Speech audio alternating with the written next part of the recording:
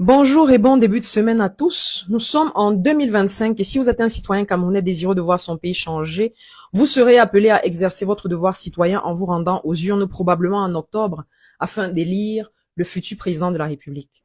Si vous êtes également un Camerounais qui connaît son pays ou qui suit l'actualité, vous saurez que quand on est en année électorale, on voit se pointer à l'horizon un certain nombre de faits et d'actes barbares, surtout lorsqu'il s'agit des élections présidentielles. Et malheureusement, l'année 2025 ne fera pas exception à la règle. L'année 2025 ne sortira pas de l'ordinaire parce qu'ils nous ont déjà donné le là. Les laboratoires du mal et les chaînes de la haine sont déjà au four et au moulin pour nous servir ce qu'ils ont mieux su faire pendant 43 ans. Diviser pour mieux régner. Et leur carte de choix, leur carte par excellence, leur joker, c'est le tribalisme. Mieux, le tribalisme anti-Bamileke. La précision vaut la peine parce que Albert Camus disait « Mal nommer les choses, c'est ajouter au malheur du monde ». C'est-à-dire que lorsqu'on a un certain nombre de faits palpables, tangibles et difficilement discutables, et qu'on fait le choix délibéré de ne pas utiliser les mots juste pour les nommer, alors on ajoute des problèmes à des problèmes déjà existants qui ne demandaient qu'à être solutionnés. Mal nommer les choses, c'est ajouter au malheur du monde. Et moi, je dis que les petits hommes, les petits esprits ne dénoncent les injustices que lorsque ça les touche, lorsque ça touche leurs intérêts personnels. Autrement dit, ils se murent dans leur silence ou bien ils regardent de l'autre côté. Les grands hommes, en revanche, hommes avec grand H bien évidemment, les grands esprits doivent justement leur grandeur au fait qu'ils sont capables de dénoncer les injustices, surtout lorsque ça ne les touche pas ou que ça ne les touchera probablement jamais, parce qu'ils ont transcendé un certain nombre de choses et ils ont atteint une dimension qui leur permet de mettre perpétuellement l'être humain au centre de tout ce qu'ils font.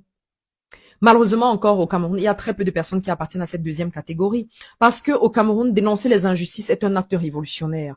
Dire et reconnaître qu'en ce moment, il y a un tribalisme exacerbé anti-Bamileke qui est décomplexé.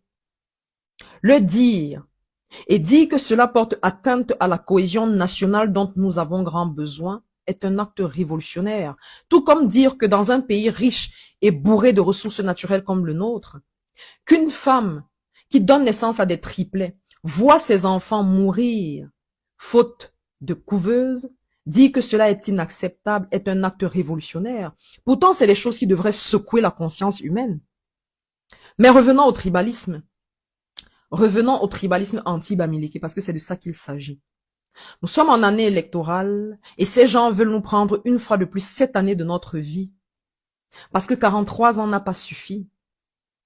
Ils veulent arrondir à 50 pour faire un chiffre rond. Et on a une kyrielle de chantres et de griots du mal qui sont à pied d'œuvre, qui travaillent jours et nuits pour propager la haine tribale, la haine anti-Bamileke. Et ils se servent aussi bien des médias traditionnels que des réseaux sociaux. Parce que le tribalisme anti-Bamileke, excusez-moi, le tribalisme anti-Bamileke est devenu quelque chose de normal au Cameroun aujourd'hui. C'est devenu presque chic de dire qu'on n'aime pas les Bamileke. Être tribaliste anti-Bamileke au Cameroun aujourd'hui, c'est comme dire bonjour à son voisin, tellement c'est normal. Et en tête de liste de ces chantres et de ces griots, on a Elim Bilobé, on a Blériot Niemek, on a Parfait Haïssi, et la liste n'est pas exhaustive. Hein. C'est des chantres, ils nous fabriquent les symphonies les plus laides que le monde ait jamais connues. Les mélodies du mal. Chaque jour. Elim Bilobé et Blériot Niemek sont des consultants permanents. Et ils sont invités sur des chaînes de télévision constamment. Quand on est consultant permanent, ça veut dire que on a une expertise, on a une intelligence, on a des connaissances dont on veut faire profiter l'ensemble des citoyens.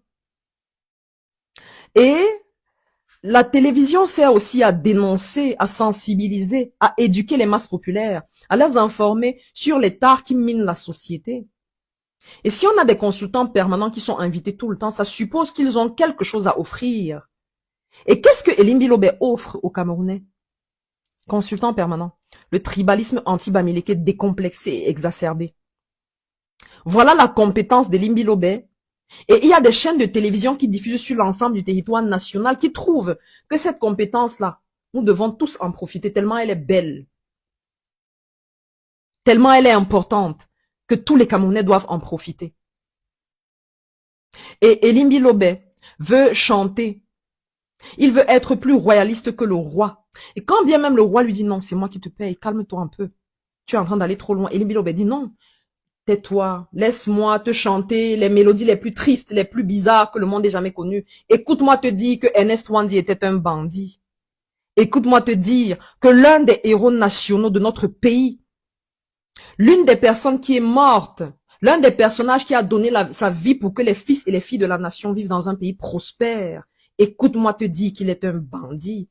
Écoute-moi te dire que l'un des personnages à qui les Camerounais regardent, vers qui les Camerounais se tournent, devant qui les Camerounais se prosternent, ceux à qui les Camerounais regardent quand ils ont besoin que l'histoire du Cameroun leur parle, écoute-moi te dire que celui-là est un bandit. Parce que ma haine exacerbée contre les Bamileke me pousse à te dire ça.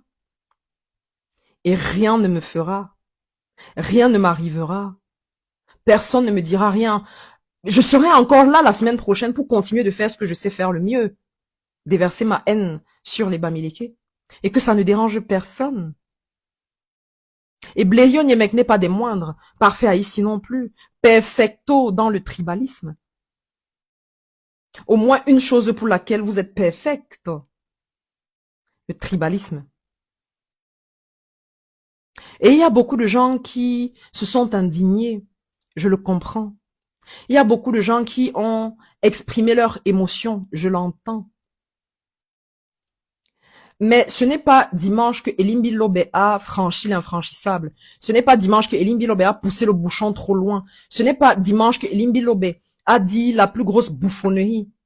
Non, c'est le bal à celui qui va dire la plus grosse idiotie, la plus grosse méchanceté, la plus grosse saleté, le plus gros mensonge sur les Bamileke. C'est le bal. Et ce n'est pas dimanche que Elimbi Lobé a poussé le bouchon trop loin. Elimbi Lobé a poussé le bouchon trop loin la minute où on lui a donné l'impression que insulter, vilipender, critiquer, salir, mentir, traiter de tous les noms d'oiseaux, les Bamileke était quelque chose de normal. C'est à ce moment-là que le Rubicon a été franchi. C'est à ce moment-là que la ligne a été franchie. Ce n'est pas dimanche que Elimbi Lobé a franchi l'infranchissable, parce que Elimbi Lobé est dans la continuité de quelque chose qui a commencé depuis et qui n'a dérangé personne. Il fallait s'y attendre. Il fallait s'attendre à ce que Elimbi Lobé dise de l'un de nos héros nationaux qu'il était un bandit. Il fallait s'y attendre. Et tout le monde s'indigne. On devrait s'indigner la minute où on a normalisé le tribalisme au Cameroun. On devrait s'indigner davantage la minute où on a normalisé le tribalisme anti-Bamileke. Il n'y a pas une seule communauté au Cameroun qui subit les affres des médias en longueur de journée comme le peuple Bamileke. Ne pas le reconnaître, c'est être de mauvaise foi. Le dire ne veut pas dire qu'on victimise les Bamileke. C'est être capable de dénoncer des injustices qui ne nous touchent pas. C'est de ça que je parlais au début. Et ce n'est pas aux Bamileke de se lever pour dénoncer cela. C'est à tous les Camerounais épris de justice qui doivent se lever. C'est à eux de se lever pour dire non. Ce n'est pas normal que dans un pays où on a plus de 250 ethnies, qu'il y ait une ethnie en particulier qui soit traitée de cette manière-là. Parce que ce que Elimbi Lobé dit sur les chaînes de télévision se manifeste à Méocentre, où on a deux citoyens, deux ressortissants de l'Ouest qui ont été froidement abattus sous le regard puissant des forces de maintien de l'ordre. Et que ça ne dérange personne. Parce que le tribalisme anti-Bamileke est presque normal. Et ce n'est pas un phénomène anodin. Ça a toujours existé. Il est temps de se lever. Il est temps de mettre fin à tout cela. Et les décisions sont politiques. Pour arrêter ça, c'est aux politiques de le faire. Si ça continue, c'est parce que les politiques le permettent. Parce que ça leur permet de nourrir leur technique du diviser pour mieux régner. Le budget a doublé. C'est pour ça que Elimbi Lobé se sent pousser des ailes. C'est pour ça qu'il a le vent en poupe. C'est parce que le budget a doublé. Il est temps que nous nous levions, tous autant que nous sommes. Camerounais du sud, de l'est, de l'ouest, de toutes les régions du Cameroun, on doit se lever pour dire non. Il est temps que ça s'arrête. Et c'est une décision politique. C'est la raison pour laquelle en 2025, on doit faire le bon choix.